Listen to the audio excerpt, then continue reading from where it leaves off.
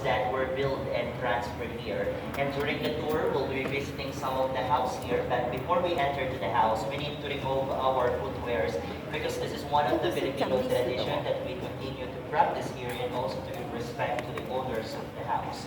So before we finally start the tour, let me just give you a brief information regarding to the resort. So Las Casas Filipinas de Acuzar, those are Spanish words, which means the houses in the Philippines of Acuzar.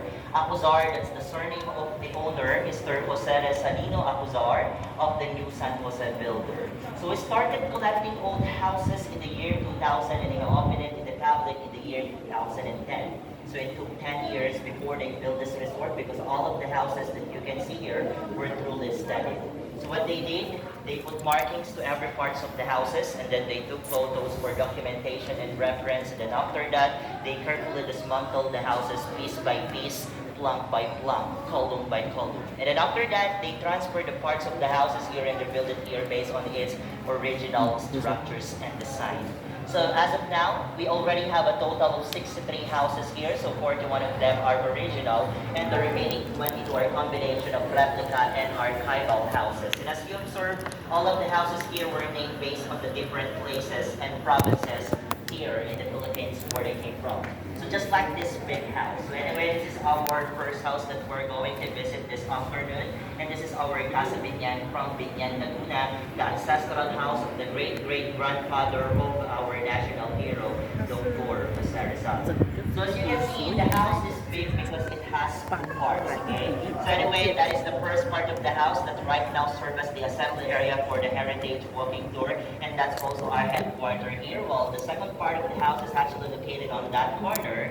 So that is the Italian restaurant right now that we name La Bella Chodora, which means My Beautiful Chodora in English. Because this full house was also the ancestral house of the mother of Dr. Jose Rizal, and that's Chodora Alonso. Okay? So the first part of the house was built in the year 1700s under the ownership of Don Gregorio Alonso.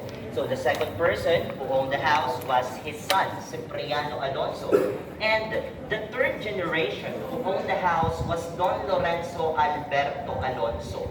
And Don Lorenzo had two wives before. So his first wife was named Paula Florentino, wherein they had one son named Jose Alberto Alonso, who became the representative of the Philippines in Spain. So in our time today, that's the job of the ambassador of the Philippines. And the second wife of Don Lorenzo during that time was named Brigida de Quintos, wherein one of their children was Chodora Alonso, the mother of Dr. Jose Rizal.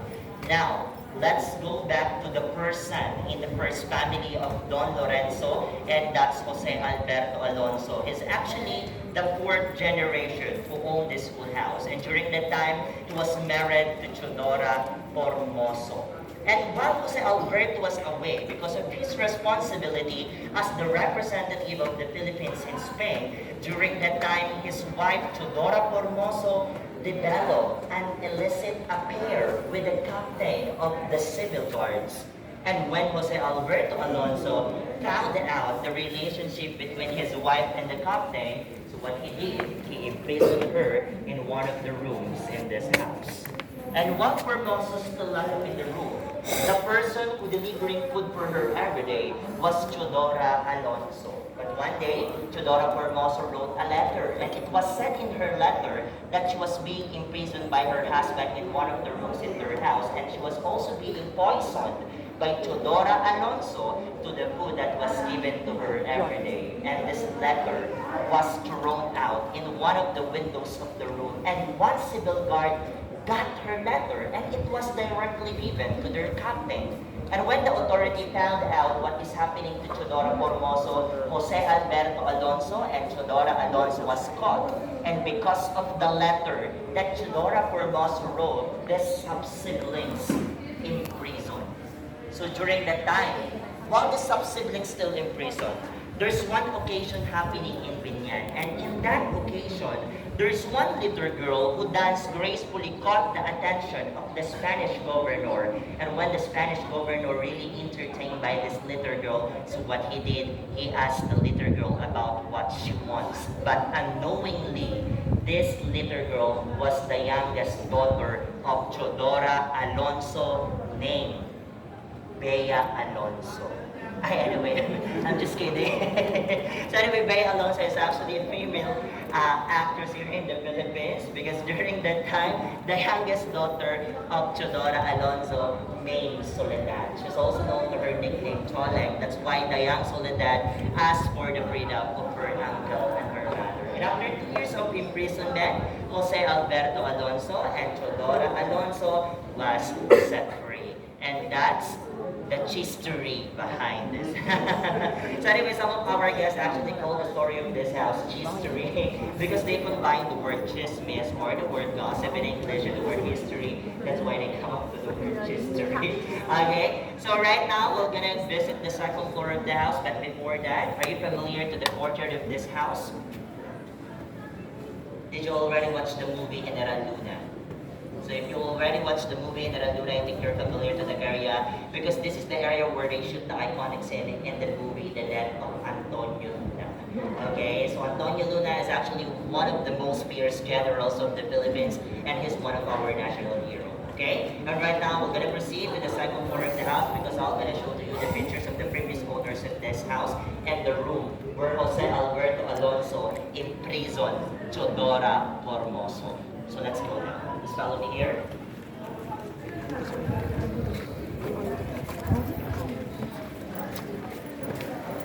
Okay, so just like what I've said to you earlier, we need to remove our footwears before the wooden part of this house. So thank you so much.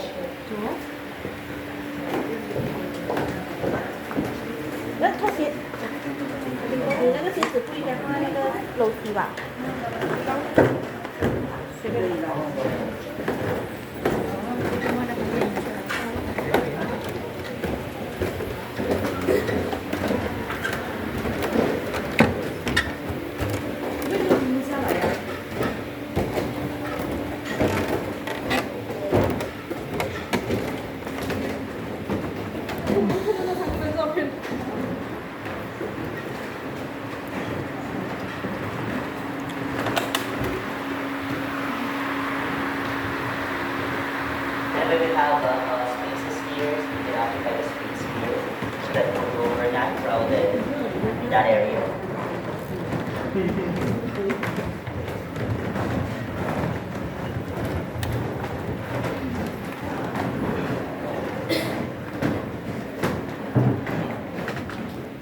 Okay, so let's continue our tour.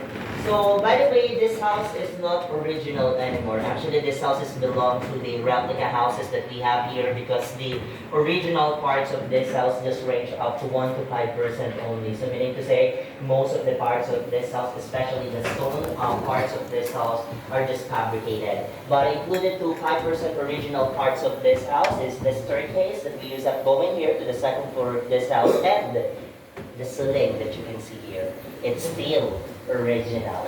Okay?